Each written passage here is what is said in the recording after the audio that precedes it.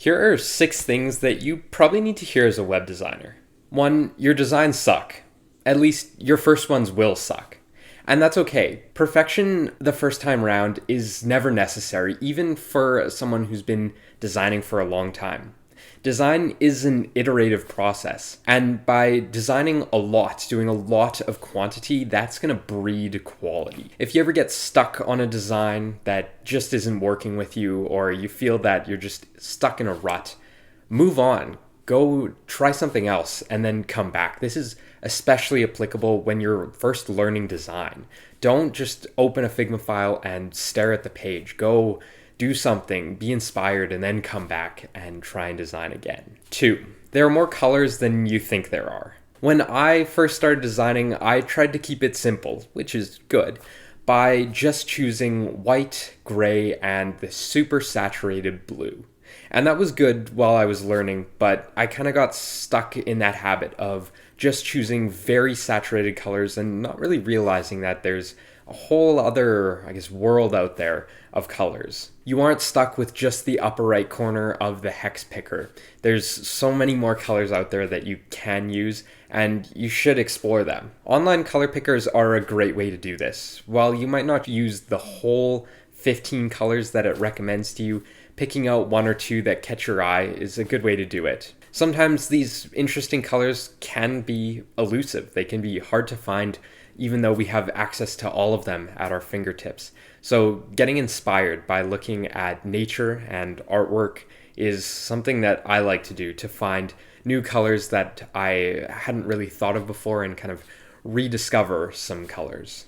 3, getting hired as a designer is less easy than you think it is. I love the design industry because you don't really need a university degree to get into the field.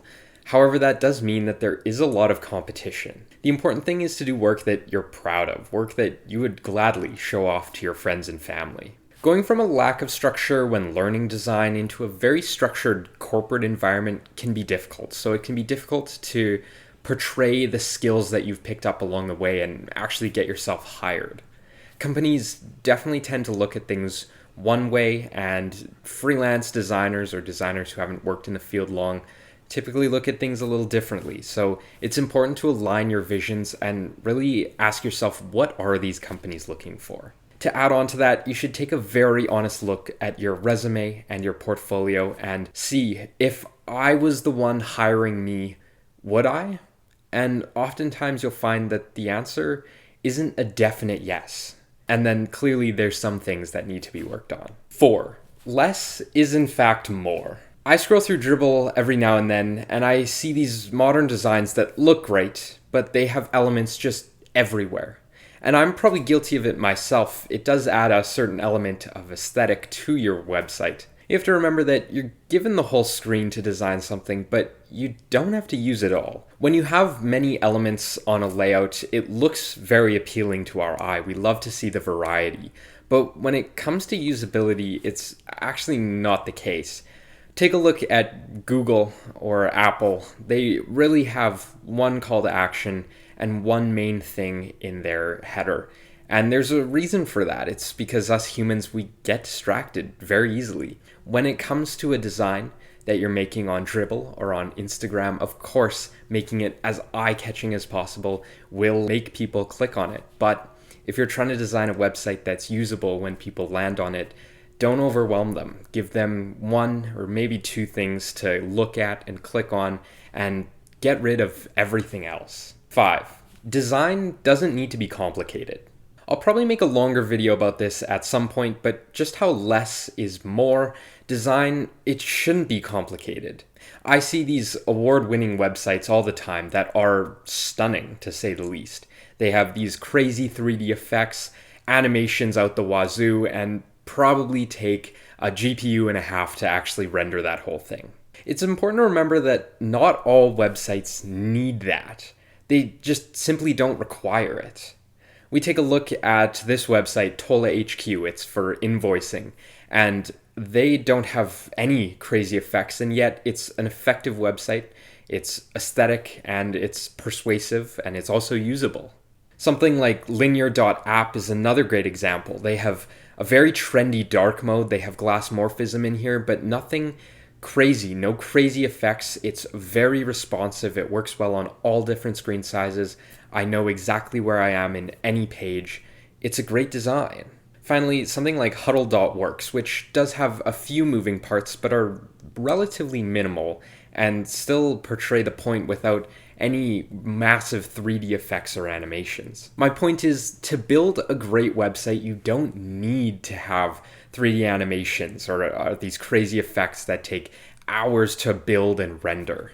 These do lead to very memorable websites, but you need to remember that usability is at the heart of everything, and if those effects make your website load slower or make navigating more difficult, then they're probably not worth it. If we take a look at this website, Prometheus Fuels, it is probably the pinnacle of scrolly telling, where you scroll and of course animations pop in and out.